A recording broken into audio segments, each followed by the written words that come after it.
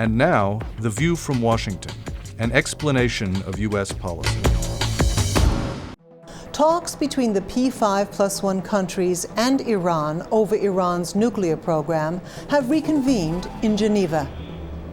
After the previous round of talks, President Barack Obama reiterated his pledge that Iran cannot have nuclear weapons, but spoke about the reason why biting economic sanctions had been imposed on Iran.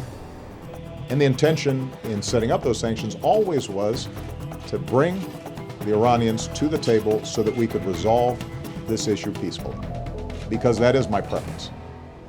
Mr. Obama noted that the diplomatic path is his preference, not only because armed conflict has terrible costs.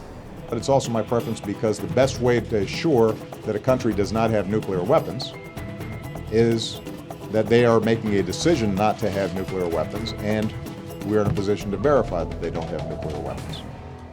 Secretary of State John Kerry emphasized that discussions between the P5+1 and Iran are not a race to complete just any agreement.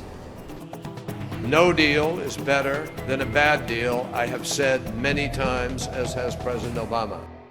But, said Mr. Kerry, through diplomacy, we have an absolute responsibility to pursue an agreement. The first order of business of any superpower, he emphasized, is to exercise its power thoughtfully and respectfully.